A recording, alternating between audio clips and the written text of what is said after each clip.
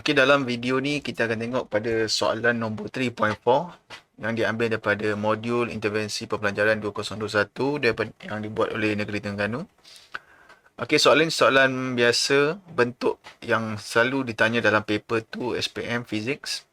Okey, yang mana beberapa situasi akan diberikan, kemudian tugas kita adalah membuat comparison based on the situation yang dia bagi. So biasanya dalam soalan ni kita hanya perlu observe ataupun kita hanya compare from our observation daripada apa yang kita nampak dalam gambar tu lah, dan dia tidak melibatkan tidak perlu menghafal, mengira dan sebagainya. Untuk soalan yang pertama, bandingkan jarak antara dua jasad, compare the distance between two bodies.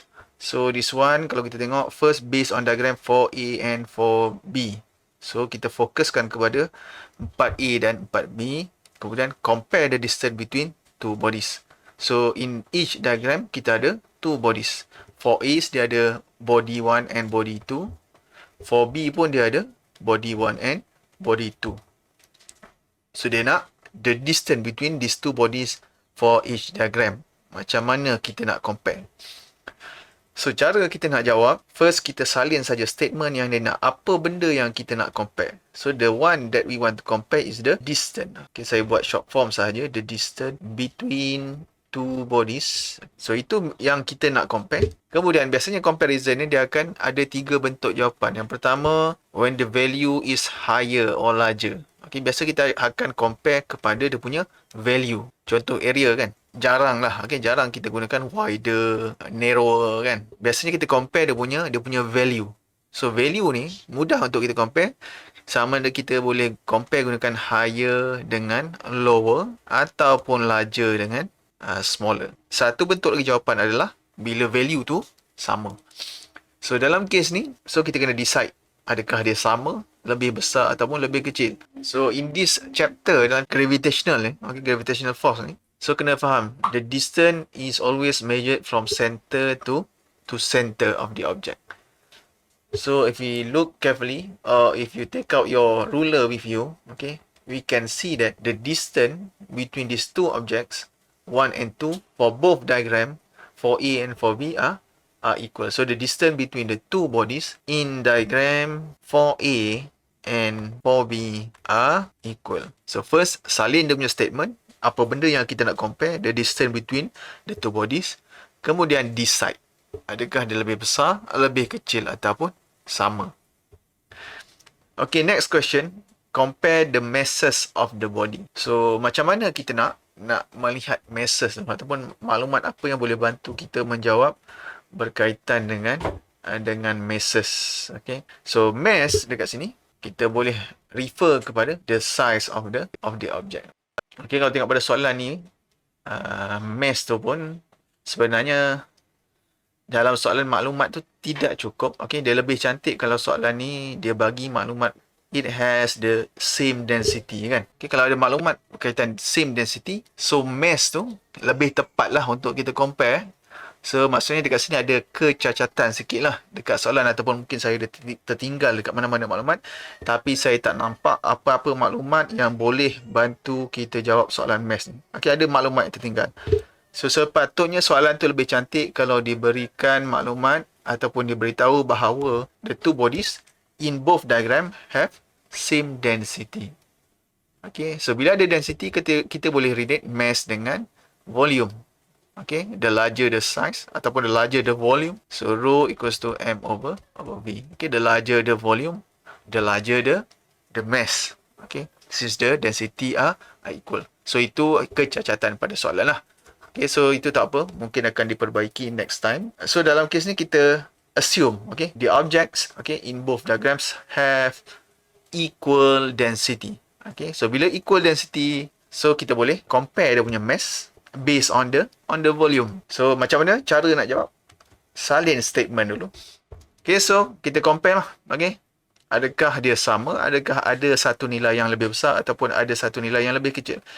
Okay, so dekat sini kita nampak ada perbezaan. Okay, if we look into the masses, there are difference between the masses between the two diagrams. So, we can see that the volume of the object in 4B is larger. So, we can use this information. Volume is directly proportional to mass. Okay, volume is directly proportional to mass. So here you need to use some physics information lah. Okay, kena ada asas fizik yang berkaitan dengan density sebenarnya. So density dengan volume. So the larger the volume, the larger the mass. So here we can deduce that the mass of 4B is larger than mass of 4A. So bila ada larger, kita boleh buat sama ada dua statement. Either this one is larger or this one is smaller. Boleh mana-mana salah satu. So dekat sini kamu boleh katakan the mass of body, contohnya kita nak ambil yang ni kan, 4B dengan 4A. So the masses of the bodies in 4B is higher than, larger than, boleh lah, okay, 4A. Okay, so the masses of the bodies in diagram 4B is larger than 4A. Ataupun kita nak buat ayat terbalik, kita nak sebut yang lebih kecil dahulu, boleh juga. Okay, contohnya the masses of the body in diagram 4A is smaller than 4B. Okay, kemudian yang ketiga, dia minta kita compare the gravitational force F1 and F2 acting on the bodies. So untuk soalan ni macam mana kita nak jawab? So kita tahu force is a vector quantity. So bila dia vector quantity, maksudnya arah ataupun lukisan garisan vektor tu, panjang dia akan mewakili dia punya magnitude.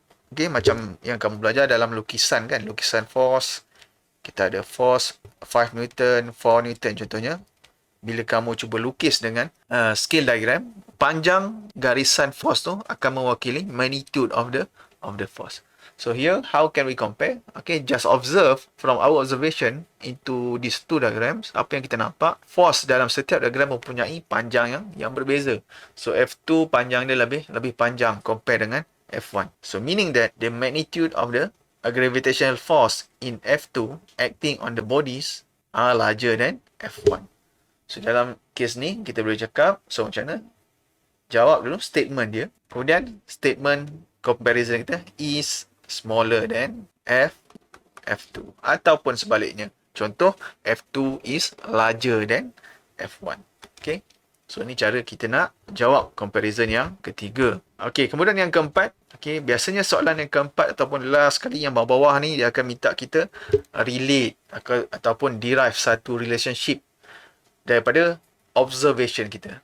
So observation kita daripada atas ni, kita dah tengok kepada distance, kita dah tengok kepada mass, kita dah tengok kepada force. Okay, so last kali dia minta kita relate A2. So A2 apa dia? The mass, okay, which is the mass with the A3. A3 apa dia? The force. Untuk soalan ni, biasa saya akan minta pelajar saya untuk sketch ataupun buat satu simple table supaya boleh membantu kita jawab soalan last sekali untuk relationship ni. Contoh, kita ada diagram 4A and 4B. So yang pertama, kita dah jawab berkaitan dengan distance. So buat kat sini, distance. Okay, macam mana distance 4A dengan 4B? Apa dia punya comparison? They are equal. Okay, they are equal. Kemudian yang kedua, kita compare apa? Yang kedua, kita compare mass. So apa dia punya comparison? So untuk mass, 4B is larger than 4A. So 4B larger, kita buatkan dia naik atas sebab dia besar. 4A is smaller lah. So dia turun bawah. Kemudian last kali kita compare apa? Kita compare force. Okay, force. F1 dengan F2. F1 dengan F2. F1 dekat mana? F1 in 4A. So F1 dekat sini. And then this one is F2. F2 dalam 4B. So the force in 4A, which is F1, so F1 is smaller. F1 is smaller, and then F2 ataupun force in 4B is larger. So bila kita dah buat table macam ni, kita boleh keluarkan satu relationship, okay, dengan mudah. Contoh soalan yang keempat, dia nak kita relate relationship between A2 and A3, which is mass and force. So kita hanya perlu melihat kepada these variables, mass dengan force. Okay, mass dengan force. So macam mana kita nak keluarkan kita punya relationship? Okay. So kita boleh ambil satu kolom, contohnya 4A. Okay, kita ambil untuk 4A saja. Kita tengok dia punya kedudukan anak panah tu kan. Mass ke bawah, force ke bawah. So bila ke bawah ni apa dia? Bila ke bawah ni dia menunjukkan lower. Okay, lower ataupun smaller. So, dalam kes ni, kita boleh bagi jawapan kita dalam bentuk yang pertama. The smaller. Sebab apa smaller? Sebab anak panah ke bawah kan. The mass. Okay. Anak panah bawah. Mass. Apa jadi pada force? Force pun sama juga anak panah bawah. Okay. The smaller. The force. Ataupun kita tak nak guna statement daripada 4A ni, kita boleh gunakan statement daripada 4B ni. Ataupun kamu boleh bagi jawapan dalam bentuk ni. The larger the mass, the larger the force. Kenapa larger? Sebab anak panah ke atas. Okay. So, itu cara kita nak keluarkan kita punya relationship daripada simple table ni yang kita dah buat. Sebab tu, table ni sangat membantu, terutamanya bila kita nak jawab soalan last tu, soalan relationship. Okay. So, ini caranya bila kita nak jawab soalan comparison. Okay. Of course, tak banyak physics information yang diperlukan untuk jawab soalan ni. Sebab kebanyakannya hanya perlu observation kita terhadap dua diagram. Okay. Ada satu dua keadaan yang memerlukan sedikit maklumat lah berkaitan dengan fizik. Contoh macam density tadi kan, kita nak relate dengan mass. Okay. Walaupun dalam soalan ni dia tak berapa cantik. Okay. Dia tak bagi tahu they have same density. So, kita assume lah benda tu same density. Soalan tak berapa cantik. Okay. So, last kali relationship lah. Okay. Just draw this simple diagram. And then you can transfer this information from this table into the sentence form lah. Okay. Either you use this one. Okay. The first column. The smaller. Okay. Anak panah bawah. Or you can use the larger. Anak panah ke atas dan anak panah ke atas. Nak jawab dalam bentuk when, boleh juga. Okay. When the mass is small, the force will be smaller. Okay. Ataupun as, boleh juga. As the mass is small, the force is small. Boleh juga. Tak ada masalah. Ataupun guna increase, decrease. Boleh juga. Okay. When the mass decrease, the force will decrease. Boleh juga. Tak ada masalah. Okay. So, that's all for this question. Thank you.